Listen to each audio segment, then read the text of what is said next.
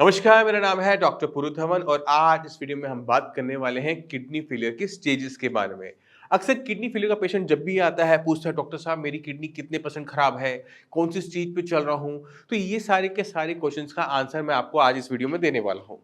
तो हम जब भी किसी की इवेल्युएशन करते हैं कि इसकी किडनी कितने परसेंट खराब है, कितने स्टेज पर है, वो हम करते हैं जीएफआर के थ्रू। जीएफआर का मतलब होता है ग्लोमेरुलर फिल्ट्रेशन रेट, यानी किस रेट से किडनी आपकी ब्लड को साफ कर रही है। तो हमें सबसे पहले निकालना पड़ता है जीएफआर। और जीएफआर निकालने का तरीका बहुत सिंपल है। जब आप अपना टेस्ट करवाने जाते हैं, केएफटी करवाते हैं, तो केएफटी के अंदर आपको क्रिएटिनिन की वैल्यू मिलती है। तो उसके साथ साथ अक्सर लैब्स आपको ईजीएफआर लिख के देती है। बट अगर आपकी रिपोर्टों के अंदर जीएफआर की वैल्यू ना हो तो भी आप उसको ऑनलाइन निकाल सकते हो। तो आपने क्या करना है, आपने इस साइट पे जाना है। यहाँ पर आपने अपने क्रिएटिनिन की वैल्यू डालनी है, एज डालनी है और जेंडर डालना है। और जैसे ही कैलकुलेट करोगे एक नंबर आ जाएगा। अब ये जो नंबर है ना, इससे हम डिसाइड करेंगे कि आपकी कौन सी स्टेज तक किडनी खराब है। तो शुरुआत करते हैं सबसे पहले स्टेज 1 से। स्टेज 1 का मतलब ये होता है कि किडनी को बिल्कुल थोड़ा सा नुकसान हुआ है। यहाँ पर आपका जीएफआर नॉर्मल आएगा, बिल्कुल 90 प्लस में आ रहा होगा, बट यूरिन के अंदर प्रोटीन लीक हो रहा होगा, यानी किडनी को अभी नुकसान शुरू हुआ है, इसी वजह से स्टेज 1 है। अब चलते हैं स्टेज 2 पे। अगर आपकी जीएफआर की वैल्यू 60 टू 89 के बीच में आ रही है, यानी आपकी जो किडनी है वो स्टेज 2 की खराब है। इसमें आपकी बॉडी में कोई सिम्टम खास पैदा नहीं होता, बहुत थोड़ा सा नुकसान हुआ होता है। आप मान के चलो कि 30% के आसपास किडनी को नुकसान हो चुका होता है और आपके यूरिन में प्रोटीन लीक आउट की दिक्कत हो सकती है। अगर प्रोटीन लीक आउट बहुत हैवी हो रहा है तो ही आपको अपने लेग्स के अंदर स्वेलिंग देखने को मिलेगी।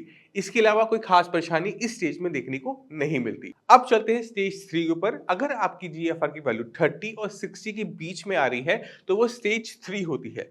स्टेज 3 कैसी स्टेज होती है जहां पर हमारी बॉडी के अंदर कुछ सिम्टम आ सकते हैं। थकावट से शुरुआत करते हैं। सबसे पहले जो कॉमन हमें दिक्कत देखने को मिलती है वो है कि थकावट। पेशेंट को चलने में, उठने में, बैठने में बहुत जल्दी थकावट होनी शुरू होती है। बैक एक हो सकता है, बट बहुत ज़्यादा सिम्पटम इस कंडीशन के अंदर भी नहीं आते। इस स्टेज को 2 हिस्सों में बाँटा गया है, 3A और 3B। 3A में क्या होता है कि अगर आपका जीएफआर 60 टू 45 के बीच में है तो वो 3A है, 45 टू 30 के बीच में है तो वो 3B है। और अक्सर इसी स्टेज पे जाकर पेशेंट को पता लगता है कि किडनी खराब हो रही है। अब बीपी और शुगर सबसे बड़े कारण है किडनी खराब होने के। जिन लोगों का बीपी बहुत ज़्यादा बढ़ा रहता है, शुगर बढ़ी रहती है, ध्यान नहीं देते, उनको लगता है कि मेडिसिन खाने से मेरा बीपी कंट्रोल में रहता होगा।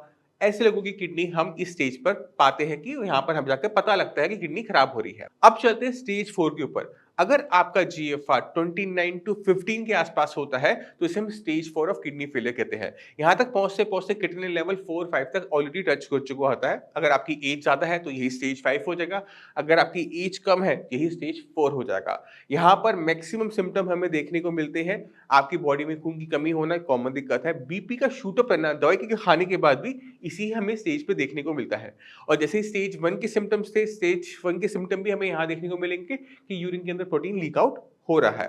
हीमोग्लोबिन की कमी हमें देखने को मिलेगी, थकावट देखने को मिलेगी, बैकएक देखने को मिलेगा और आपको यहाँ पर अपनी इचिंग, स्किन में इचिंग भी देखने को मिल सकती है, रैशेस भी देखने को मिल सकते हैं। अब चलते हैं स्टेज 5 पे। अगर आपका जीएफआर 15 से भी नीचे चला जाए तो उसको हम स्टेज 5 कहते हैं। स्टेज 5 को एंड स्टेज रीनल डिजीज भी कहा जाता है। इसे हम ईएसआरडी शॉर्ट फॉर्म में कह सकते हैं। यानी यहाँ पर किडनी को बदलने की जरूरत होती है और यहाँ पर जब हम पहुंच जाते हैं तभी डॉक्टर आपको डायलिसिस एडवाइस करते हैं कि अब आपकी बॉडी इस किडनियों पे सर्वाइव नहीं कर पाएगी, सस्टेन नहीं कर पाएगी, यहाँ पर आपको डायलिसिस की या फिर ट्रांसप्लांट की जरूरत है। अब आपकी किडनी किसी भी स्टेज पर हो सकती है, बट कभी भी आपको किडनी को लेकर घबराने की बहुत ज्यादा जरूरत नहीं होती। आपको बीमारी को समझना पड़ता है। किडनी कभी भी अपने आप खराब नहीं होती, उसके पीछे कोई ना कोई कारण जरूर होता है और 80% पेशेंट के अंदर हमें बीपी और शुगर देखने को मिलता है और ये दोनों ही बीमारी बहुत इजीली मैनेजेबल है। अगर आप अपना बीपी और शुगर कंट्रोल कर लेते हो तो किडनी और खराब होना बंद कर देती है। जब वो और खराब होना बंद कर देती है तभी किडनी अपने फंक्शंस को सुधार सकती है, जैसे आप इस रिपोर्ट में देखो।